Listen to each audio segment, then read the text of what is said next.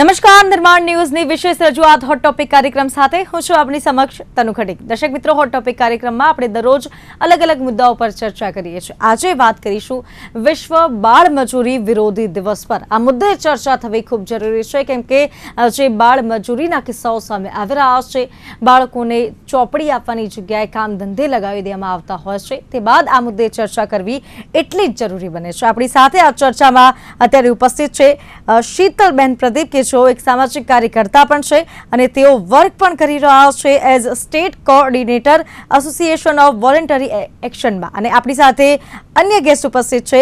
आपणी साथे उपस्थित छे संजयभाई जोशी, के जो सर्च माय चाइल्ड ना फाउंडर छे। आ बंनेनुं निर्माण न्यूज पर स्वागत छे। जी, शुरुआत करिए पहला तो शोनी कि अत्यारे जे घटनाओं सामे आवती होय छे, चाइल्ड लेबर ने लईने घणा बधा किस्साओ सामे आवी चूक्या छे, ज्यारे आजे विश्व बाळ मजूरी विरोधी दिवस छे। पहला तो आ दिवसनी जे उजवणी थाय छे, उजवणी थवी ज न जोईए, किस्साओ आवा बनवा ज न जोईए, तेम छतांय किस्साओ बनी रह्या छे, उजवणी थई रही छे अने लोकोने जागृत करवा माटे आजनो दिवस खास उजवाय छे। संजयभाई, शुं कहेशो? खरेखर एम कहेवाय के आपणे दर वर्षे आ दिवस पर चर्चाओ करीए छीए अने चर्चानो हेतु तमारो ने मारो એટલે કે આપણી ચેનલનો ને અમારો બધાનો હેતુ, આપણા સૌનો હેતુ એ છે કે લોકોમાં આ બાબતે અવેરનેસ આવે, જાગૃતતા આવે। બાળ મજૂરી કઈ રીતે રોકવી એ તમારી મારી આપણા સૌની એક ફરજ સમાન કહી શકાય અને ફરજ છે પણ।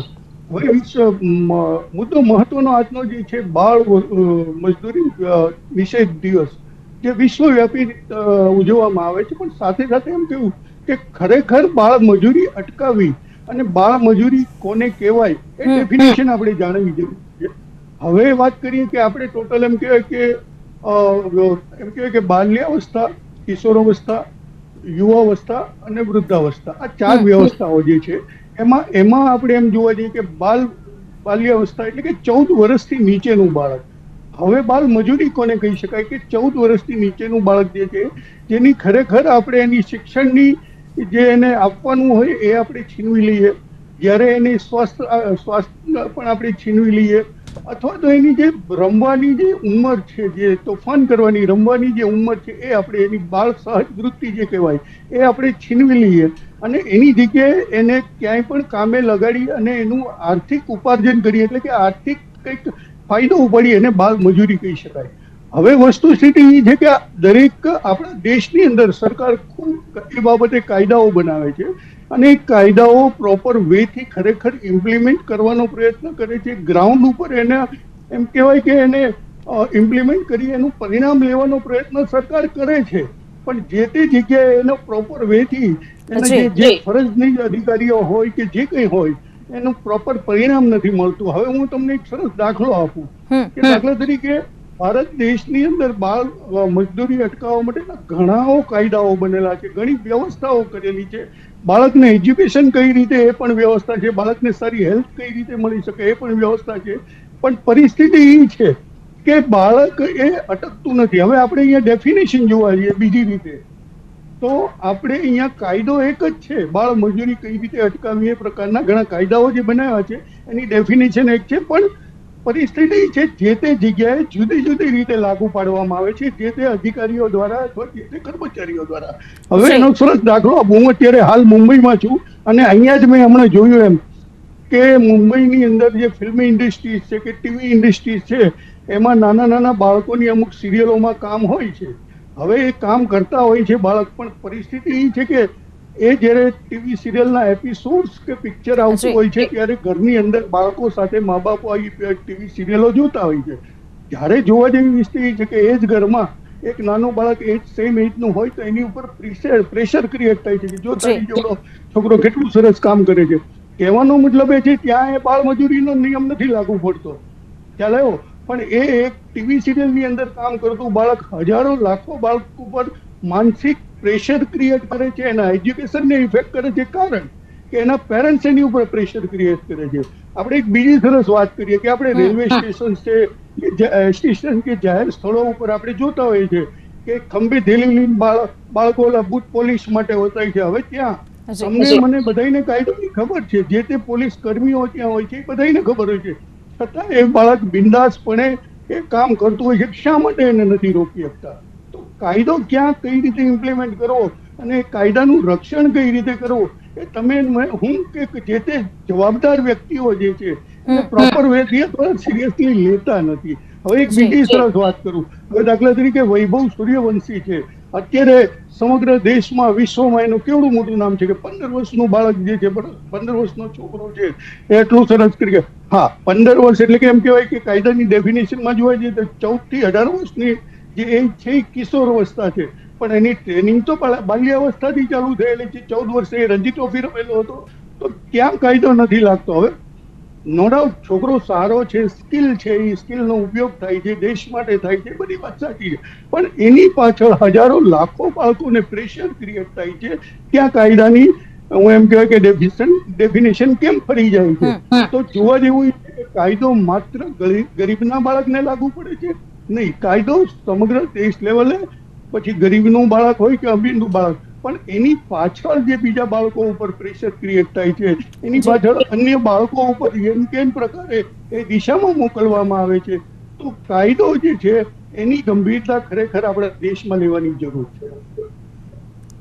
જી, અને ખાસ કરીને બાળ મજૂરી દિવસ પર આપણે ચર્ચા કરી રહ્યા છીએ, તો જે બાળ મજૂરીને લગતા જે કિસ્સાઓ સામે આવતા હોય છે, શીતલબેન શું કહેશો? પહેલા તો આજના દિવસની જ્યારે ઉજવણી થઈ રહી છે, લોકોને જાગૃત કરવા માટે ખાસ ઉજવણી થઈ રહી છે, આ મુદ્દે શું કહેશો? પહેલા તો એકચ્યુઅલી 1919માં જ્યારે કૈલાસ સત્યાર્થી એક આખી મુવમેન્ટ ચલાવી હતી, વર્લ્ડ વાઇડ મુવમેન્ટ ચલાવી હતી, અને એના સંદર્ભમાં 2002 ને anti world against child labour ની ઉજવણી થાય છે. એ સંદર્ભમાં આપણે જોઈએ તો આ ઉજવણી નથી, આ ક્રિમિનલ ઓફેન્સ ને બહાર લાવવાનો એક દિવસ છે. આપણને બધાને ખબર છે કે આ એક ગંભીર મુદ્દો છે, ક્રિમિનલ ઓફેન્સ છે, આ કોઈ સામાજિક મુદ્દો નથી. એટલે એને એક સામાજિક મુદ્દાને ના જોઈને એક ક્રિમિનલ ઓફેન્સ જોવાની જરૂર છે. બીજી વસ્તુ આપણે આજુબાજુ જોઈએ છે કે દરેક જગ્યાએ બાળકો કામ કરતા હોઈએ છે, તો આપણે એને સીધા ગરીબી સાથે જોડી દઈએ છે. પરંતુ ગરીબી છે એટલે બાળમજૂરી છે, કે બાળમજૂરી છે એટલે ગરીબી છે, એ પણ વાઇઝે વર્સા છે. કારણ કે જો તમે એક મોટા માણસને કામે રાખો તો એને મિનિમમ વેજ પ્રમાણે અને નક્કી કરેલા કામના કલાકો મુજબ કામે રાખવા પડે. જ્યારે બાળકો છે એટલે એમને ના મિનિમમ વેજીસ આપવું પડે, ના એમને એમના માટે કોઈ કામના કલાકો હોય, એટલે સસ્તી મજૂરી મળી રહે અને કોઈ પણ અવાજ કર્યા વગર એક બાળ મજૂર મળી રહે, એટલા માટે લોકો બાળકને કામે રાખતા હોય છે. અને બાળકને કામે રાખવાનું મુખ્ય કામ તો જે હેતુ છે એ એક્સપ્લોઇટેશન છે. જી. અને ખાસ કરીને સંજયભાઈ, જ્યારે બાળ મજૂરી વિરોધી દિવસ આજે ઉજવાઈ રહ્યો છે, પરંતુ ક્યાંક બાળ મજૂરીની સામે દેશમાં કાયદાની જોગવાઈ પણ છે અને કાયદો બનેલો છે, તેમ છતાંય આવા કિસ્સાઓ જે સામે આવતા હોય છે, સમાચારની હેડલાઇન બની જતા હોય છે, ઘણા એવા કિસ્સાઓ સામે આવ્યા છે કે જેમાં બાળકોનું શોષણ પણ થતું હોય છે, શું કહેશો? ના, આપે વાત કરી બહુ સાચી અને ગ્રાઉન્ડની વાત કરી કે કાયદાઓ છે છતાં આ બધા આપણી પાસે આ વાતો આવતી હોય છે ને એવા કિસ્સાઓ પણ બને છે. એનો એક સરસ દાખલો આપું. આજે અમદાવાદની વાત કરું, બહુ આપના ચેનલના માધ્યમથી બહુ સ્પષ્ટ વાત કરી આજે કે આપણે અમદાવાદની અંદર માણેકચોક વિસ્તાર છે, જ્યાં એમ કહેવાય કે સોનાની કે ચાંદીની કારીગરીના કારખાનાઓ છે. હવે ત્યાં ગમે ત્યારે તમે જાઓ તો તમે જોઈ શકો છો કે બાળકો કામ કરતા હોય છે, પણ જ્યારે આપણે એ લોકોને વ્યક્તિગત પૂછીએ ત્યારે એમ કે અમારે જે નાના નાના દાગીનાઓ બનાવવાના હોય છે, જે મોતી કામ હોય છે, આ છે તે છે, તો એમાં નાના હાથ જ ચાલતા હોય છે. તો એ પ્રમાણે અમારે જરૂરિયાત એની જે કંઈ હોય, પણ એ સામે બાળકનો વિકાસ રૂંધાય છે, એ બાળકની લાઈફ ખરાબ થાય છે, એ કોઈ નથી વિચારતું. હવે ત્યાં ખરેખર લાગુ પડવો જોઈએ કાયદો. આવા ઘણા કિસ્સાઓ આપણે અમદાવાદ શહેરના પણ જોયા છે કે આવા જે વિસ્તારોમાંથી જે બાળકો આપણે મળ્યા પણ છે ઘણા. અને હમણાં એમ કહેવાય કે 6-8 મહિના પહેલા કાલુપુર રેલવે સ્ટેશન ઉપર લગભગ 46 બાળકો આપણને આવા મળ્યા, જે બંગાળથી લાવવામાં આવ્યા હતા બાલ મજૂરી માટે. ઠીક છે કે આપણી રેલવે સ્ટેશન એટલે એમ કહેવાય કે રેલવે પોલીસ ઘણી જાગૃત છે ને આ પ્રકારે એને બાળકોને પકડી અને પરત કર્યા, પણ આને આ પરિસ્થિતિ જોવા જઈએ તો આવા અનેક કિસ્સાઓ બને છે જ્યાં કાયદાઓનો ભંગ થાય છે. પણ સાથે સાથે ફરી એકવાર બોલું કે કાયદાઓમાં પણ એક એમ કહેવાય કે અસમંજસતા છે. હવે કાયદો એમ કહેવાય છે કે એક મોચી છે એ કામ કરતો હોય છે ચપ્પલ સાંધવાનું. હવે એ સમયે એનું બાળક સ્કૂલેથી બપોરે 12 વાગ્યાની આસપાસ સ્કૂલેથી છૂટીને જ્યારે એના પપ્પા જે કામ કરતા હોય છે ત્યાં મળવા જાય છે, ત્યારે એના પપ્પા એમ કહે છે કે હું બેટા તું અહીંયા બેસ, હું જમીને આવું. તો એ જમવા જાય છે, એ સમય દરમિયાન ઈ ત્યાં બેસે છે. ત્યાં માની લો કોઈ કસ્ટમર આવ્યો, બૂટ પોલિશ કરે છે, ને એ સમયે જ્યારે એને અટકાવવામાં આવે છે ત્યારે કાયદો ત્યાં ચેન્જ થાય છે. ત્યાં કાયદો એવું બતાડે છે ઘરની જરૂરિયાત માટે ટૂંક સમય માટે ક્યાંય ને ક્યાંય મદદરૂપ થતો હોય તો એ ગુનો ન કહેવાય. પણ પરિસ્થિતિ એ છે કે એ કાયદાની આડમાં આવા અનેક કાર્યો થતા હોય છે. તો આ ક્યાંય ને ક્યાંય એ જે કાયદાની વ્યવસ્થા છે એની સ્પષ્ટીકરણ હોવું જરૂરી છે. બીજું, આ કાયદાનો પ્રચાર અને પ્રસાર પણ જરૂરી છે. કે આજે હું એમ કહું કે મેં રોડ ઉપર કોઈ આવી રીતે બાલ મજૂર જોયો તો મને એટલો ખ્યાલ નથી કે મારે એની કમ્પ્લેન ક્યાં કરવી. તો આનો કોઈ સ્પેશિયલ નંબર સાથે એમ કહેવાય કે લોકોને અવેરનેસ આવવી જોઈએ. નંબર છે જ, નો ડાઉટ. તો એ લોકોને અવેરનેસ પણ આવવી જોઈએ કે આ પ્રકારના ક્યાંય ને ક્યાંય તમે ગુના આચરતા બાળ ગુનેગારી થતી હોય તો તમે આ નંબર ઉપર જાણ કરી શકો. બીજી વસ્તુ, બહુ સ્પષ્ટ શબ્દોમાં કહી શકું કે આ અંગેના આ કાયદા જે છે એના રક્ષક જે કહી શકાય એવા પણ દાખલા આપું કે ચાની મજૂરી ઉપર આપણે ઘણીવાર ચાની લારી ઉપર કે કેટલી ઉપર આપણે જ્યારે બેઠા હોય છે, 3-4 મિત્રો બેઠા હોય છે અને એમ કહેતા હોય કે એ છોટું બે ચા લાવ, પણ આપણે એ નથી વિચારતા એ છોટું કોણ છે. હવે જ્યારે ક્યાંય ને ક્યાંય આપણી પાસે જાગૃતતા હોય છે અને છોટું બાબતની જ્યારે આપણે કમ્પ્લેન કરીએ છીએ, જે તે જવાબદાર વ્યક્તિઓ આવે છે છોટુને લઈ જાય છે. એ ચા વાળો 2 દિવસ પછી ત્યાં જે તે વ્યવહાર કરી અને છોટુને પાછો લઈ આવે છે. તો આ જે વસ્તુ છે ગંભીરતા અને સિરિયસ લેવાની જરૂર છે કે આ પ્રકારનો જે કાયદો જે રક્ષક છે એ જ ભક્ષક બનીને કાયદો તોડે છે, દેશનું ભવિષ્ય તોડે છે, આ બાળકનું ભવિષ્ય તોડે છે. ત્યાં આપણે જાગૃતતા લાવવાની જરૂર છે. એ વસ્તુ બહુ સ્પષ્ટ છે. ખાસ કરીને અને શીતલબેન વાત કરી રહ્યા છે બાળ મજૂરીને લઈ, તો એવા ઘણા બધા કિસ્સાઓ છે કે જેમાં બાળકો હેરાન પરેશાન થઈ રહ્યા છે. આ હું કઈ રીતે કહી રહી છું કે જે સિગ્નલ પર ભીખ માંગતા જે બાળકો છે કે તેમની પાસે તો બીજો કોઈ ઓપ્શન જ નથી. જે પરિવારો છે કે જેમાં મા બાપ નથી, તે બાળકો જ પોતાનું ગુજરાન જાતે ચલાવતા હોય છે, ભીખ માંગીને કંઈક ને કંઈક નાની મોટી વસ્તુઓ વેચીને. એવા પણ બાળકો છે કે જેમની પાસે બીજો કોઈ રસ્તો જ નથી બાળ મજૂરી કરવા સિવાય. તો જ્યારે આ વાતો થતી હોય છે બાળ મજૂરીની, આપણે શોઝ કરી લેતા હોઈએ છીએ, આ મુદ્દે ચર્ચા કરી લેતા હોઈએ છીએ, પરંતુ એ બાળકોનું શું, એ બાળકોના મનમાં કેવા વિચારો ચાલતા હોય છે તે આપણે વિચારી પણ નહીં શકીએ. શું કહેશો? અમે ગયા મહિને લગભગ એસોસિએશન ફોર વોલન્ટરી એક્શને વિવિધ જગ્યાએ થઈને 200 જેટલા બાળકો ગુજરાતમાંથી રેસ્ક્યુ કર્યા.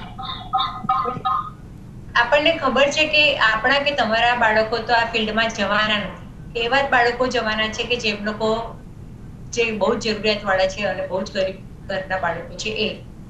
પરંતુ આ એક રસ્તો નથી કે બાળકોને સસ્તી મજૂરીએ સસ્તા ભાવે લઈને આવે અને પછી એ લોકોનું શોષણ કરવામાં આવે, કારણ કે આ ક્રિમિનલ ઓફેન્સ છે. એટલે જ કહીએ છીએ કે બાળકો જ્યારે તમારા પાસે આવે તો સરકાર એક આખી પુનર્વસનની એક અલગ વ્યવસ્થા છે. એસઓપી એક તૈયાર કરેલું છે બાળ મજૂરી બાળકો માટે. એમાં એજ્યુકેશનની વાત છે, સામાજિક રિહેબિલિટેશનની વાત છે, વ્યાવસાયિક તાલીમની વાત છે અને સરકારની એ પણ યોજનાઓ છે કે જ્યાં બાળકોનું કોઈ જ ના હોય, વાલી વારસદાર ના હોય, તો બાળકોના ચાઇલ્ડ કેર ઇન્સ્ટિટ્યુશનમાં રહીને પણ બાળક 21 વર્ષ સુધી ત્યાં રહીને બાળક ભણીને પોતાનું આવતા દિવસોમાં પોતાનું ગુજરાન ચલાવી શકે એ રીતે તૈયાર કરવાની આખી સરકારી સ્કીમ છે. એટલે આ જે સરકારની જે યોજનાઓ છે જો લોકો સુધી પહોંચે, બાળકો સુધી બાળકોને પણ એને આપવામાં આવે તો અને યોગ્ય પુનર્વસન થાય. અને બીજું કે તમારે દાખલા બેસાડવાના છે તનુબેન.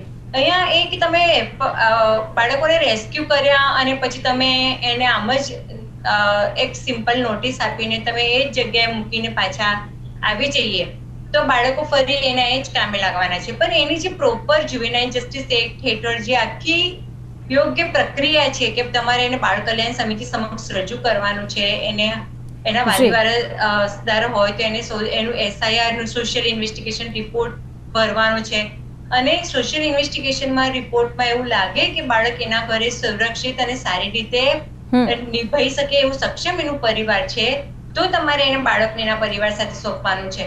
નહીં તો પછી એ બાળકને ચાઇલ્ડ કેર ઇન્સ્ટિટ્યુશનમાં રાખીને એને ભણાવવાનું છે, એને યોગ્ય તાલીમ આપવાની છે, જેથી કરીને આવતા દિવસમાં એક જ્યારે એ વયસ્ક બને ત્યારે એક સારી રીતે પોતાની રીતે કામ કરીને પોતાનું જીવન નિર્વાહ કરી શકે. એટલે આ એક આખું પુનર્વસનનું પણ છે કે પુનર્વસન યોગ્ય થાય, એફઆઈઆર થાય, એ બહુ અગત્યની છે. જે પણ માલિક હોય એની સામે એફઆઈઆર થવી જોઈએ. અને આ એક ફોર્સ લેબર છે. 18 વર્ષથી નાની ઉંમરનું બાળક કામ કરે એ ફોર્સ લેબર છે. એટલે ફોર્સ લેબર એટલે બંધવા મજૂરીની વ્યાખ્યામાં આવે. બીજું કે આપણે ત્યાં એટલા બધા બાળકો આઉટ ઓફ સ્ટેટના છે, યુપીના છે, બિહારના છે, ઝારખંડના છે. આ કોઈ એમને તો આવતા નથી, એમને કોઈ લાવનાર વ્યક્તિ છે, અથવા તો ત્યાંથી એમને ગાડીમાં બેસાડી તો અહીંયા એમને કોઈ બોલાવ્યા છે કે તમે મારે ત્યાં આવજો, અમે તમને કામે રાખીશું. લલચાવી ફોસલાવીને લાવવામાં આવેલા બાળકો છે. એટલે આ બાળકો ટ્રાફિકિંગની વ્યાખ્યામાં પણ આવે છે. એટલે એને બહુ જ ગંભીરતાથી લેવાની જરૂર છે. બાળ મજૂરને સિમ્પલ ઉજવણીનો દિવસ નથી, એને એક ગંભીરતાથી લેવાનો અને આજના દિવસે બધાએ નક્કી કરવાનો દિવસ છે કે આવતા દિવસોમાં એવું આજના દિવસે જ નહીં પણ આવતા દિવસોમાં જ્યાં પણ અમને આવું 18 વર્ષથી નાની ઉંમરનું બાળક દેખાય તો અમારે એને રેસ્ક્યુ કરવાનું છે અને એનું યોગ્ય જુવેનાઇલ જસ્ટિસ એક્ટ મુજબ પુનર્વસન કરવાનું છે અને એની એસઓપી નું પણ યોગ્ય પાલન કરવાનું છે. હમણાં જ તમે જોયું હશે કે જોખમી કામ અને બિન જોખમી કામની વ્યાખ્યા સ્પષ્ટ કરેલી છે ચાઇલ્ડ લેબર એક્ટમાં. પણ હમણાં જ રાજકોટમાં એક હોટલની અંદર ફ્રીજનું કોમ્પ્રેસર ફાટ્યું અને એક 17 વર્ષનું બાળક મરી ગયું. તો આ જગ્યા જોખમી કહેવાય કે બિન જોખમી કહેવાય એ કોણ નક્કી કરશે? એટલે કોઈ 18 વર્ષથી નાની ઉંમરનું બાળક હોય એના માટે કોઈ પણ કામ એવા નથી કે જોખમી કે બિન જોખમી. બધા જ કામ 18 વર્ષથી નાની ઉંમરના બાળકો માટે જોખમી છે, કારણ કે એમના સપનાઓ તૂટે છે, એ બાળકોનું શોષણ થાય છે, એમના જે ભવિષ્ય છે એની સાથે ખિલવાડ થાય છે. એટલે આ બાળકો ઉપર ચોક્કસ સરકારે પણ એમાં ઇનિશિયેટિવ લઈને યોગ્ય પુનર્વસન કરવું જોઈએ. જી જી સંજયભાઈ, ખાસ આજના દિવસે આપણે ચર્ચા કરી રહ્યા છે વિશ્વ બાળ મજૂરી વિરોધી દિવસને લઈ આપણે વાત કરી રહ્યા છીએ.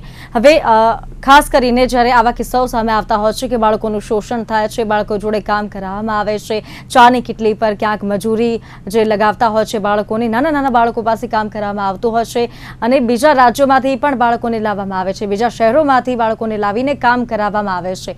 શું લાગે છે તંત્ર તરફથી કોઈ પગલાં લેવા જોઈએ કે કેમ આની સામે કડક? ખાસ કરીને અત્યારે હું એક વાત બહુ સરસ કહેવા માંગુ છું કે આપણા દેશમાં એમ કહેવાય કે માનનીય કૈલાસ સત્યાર્થી સાહેબને જે નોબેલ પારિતોષિક મળ્યું, એ પારિતોષિક શેની ઉપર મળ્યું છે? બાલ મજૂરી છે એમણે અટકાવવા માટેનો જે પ્રયત્ન કર્યો, પગલાઓ લીધા, એની ઉપર એમને નોબેલ પારિતોષિક મળ્યું. હવે ખરેખર વિષય એવો છે કે આ તો આપણી માટે બહુ શરમજનક કહેવાય. પારિતોષિક મળ્યું એ સારી વાત છે કે કૈલાસ સત્યાર્થી સાહેબે આવું સરસ કામ કર્યું, પણ સરકારને આપણી માટે શરમજનક એ વાત કહેવાય કે આપણા દેશમાં આટલી બધી બાળમજૂરી છે. તો એ ત્યાંથી ક્યાંય ને ક્યાંય નવું સંજ્ઞાન લેવાની જરૂર છે. ત્યાંથી ક્યાંય ને ક્યાંય એ વસ્તુ કેમ અટકે અને આપણે સૌ સાથે મળીને કઈ રીતે કરી શકીએ એ જરૂરી હતું. અને એની ઉપર સરકારે નો ડાઉટ ખૂબ કાયદાઓ પણ બનાવ્યા. અને એની વાત કરીએ તો ગુજરાતની વાત કરીએ આપણે ખાસ તો ગુજરાતમાં પણ હું અવારનવાર પેપરોમાં અત્યારે જ્યારે એડમિશનની સિઝન્સ ને એ બધું ચાલે છે એજ્યુકેશન બાબતે, તો હું પેપરોમાં હું જોતો હોઉં છું કે ભાઈ રાઇટ ટુ એજ્યુકેશન અંદર એટલી સ્કૂલોમાં એટલી જગ્યાઓ ખાલી પડી છે. એ સારી વાત છે, ગુજરાત સરકાર આ ઇનિશિયેટિવ લે છે. પણ સાથે સાથે હું તમને એ પણ કહેવા માંગુ છું કે જે હમણાં આપણે વાત કરી કે ભીખ માગવાની બાબતે, અમદાવાદ શહેરમાં તમે એક માર્ક કરજો, ગમે ત્યારે કોઈ પણ 4 રસ્તા ઉપર જશો તો કોઈને કોઈ ટોયસ જે મળતું હશે એ ટોયસ જે છે તે એ જ દિવસે અમદાવાદના કોઈ પણ 4 રસ્તા ઉપર એક ટોયસ બાળકો વેચતા હશે. બીજી વસ્તુ કે અમદાવાદ જજીસ બંગલા પાસે એક કેસ બનેલો હતો કે એક બાળકી હતી, એ ભીખ માંગતી હતી, એ રડતી હતી. જ્યારે એને પૂછવામાં આવ્યું ભાઈ આ તું કેમ બેટા રડે છે, ત્યારે એને એવું કીધું કે મારે ભણવું છે પણ મારા પેરેન્ટ્સ મારી પાસે પરાણે ભીખ મંગાવે છે. એ અનુસંધાને મેં જ્યારે મહિલા ક્રાઇમ બ્રાન્ચમાં, અમદાવાદ શહેર ક્રાઇમ બ્રાન્ચમાં સાહેબને જ્યારે ફોન કરીને વાત કરી મેં, તો ત્યારે એમણે તરત ગાડી મોકલી, એ બાળકીને રેસ્ક્યુ કરી. ત્યારે એને મહિલા ક્રાઇમ બ્રાન્ચમાં અમે લઈ ગયા. હું પોતે ફરિયાદી એનો બનેલો છું. અને ત્યારબાદ સાહેબ સાથે જ્યારે વાત કરી ક્રાઇમ બ્રાન્ચમાં, અને એ પ્રમાણે પણ નક્કી કર્યું કે ભાઈ ચલો આપણે આ બાબતે 3 દિવસની ડ્રાઈવ અમદાવાદ શહેરમાં રાખીએ. 3 દિવસની ડ્રાઈવ રાખી. તમે વિચાર નહીં કરી શકો કે 64 બાળકો આ પ્રકારના મળ્યા જેને ભણવું છે પણ તેમ છતાં એના પેરેન્ટ્સ એને ભીખ મગાવતા હતા.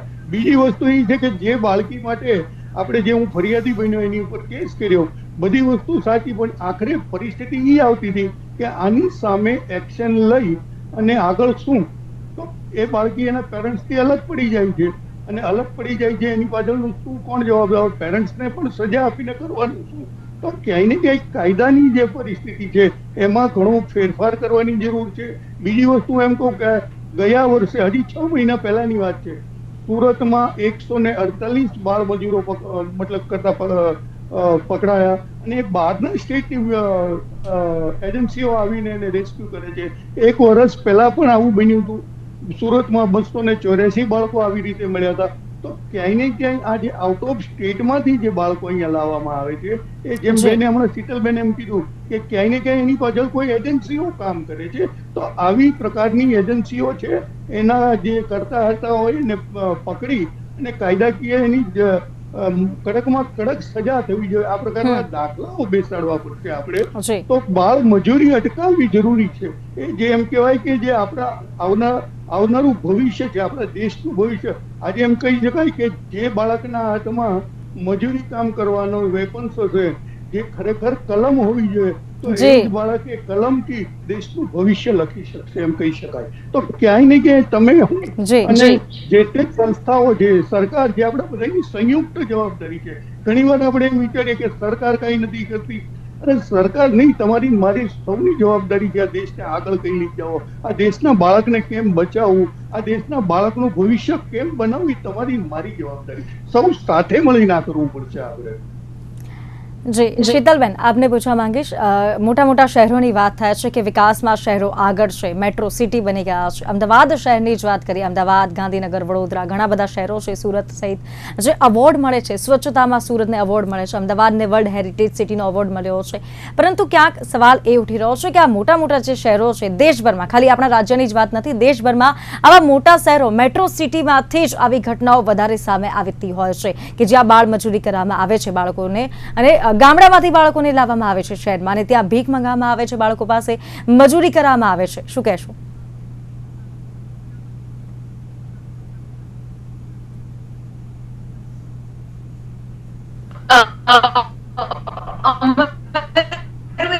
જસ્ટ રાઇટ ફોર ચિલ્ડ્રન કરે છે, અને બને ત્યાં સુધી બાળકોના જે અધિકારો છે, બાળકોનું જે પ્રોટેક્શન છે એને સુરક્ષિત કરીએ.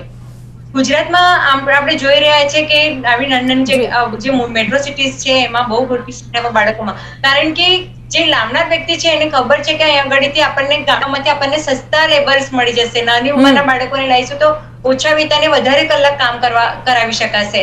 એટલે એ મેં તમને પહેલા પણ કીધું કે એક આવી માનસિકતા સાથે, એના એક્સપ્લોઇટેશનની માનસિકતા સાથે બાળકોને શહેરમાં લાવીને, એક જિલ્લામાંથી બીજા જિલ્લાઓમાં લાવીને એમની સાથે કામ કરાવવામાં આવે છે. આપણે ત્યાં મોટા ભાગના, હમણાં જ અમે લોકો ગયા મહિને મે મહિનામાં અમે 13મી મે અમે લોકો એક રેસ્ક્યુ કર્યું સુરતમાં. એમાં 86 બાળકો અમે લોકોએ રેસ્ક્યુ કર્યા.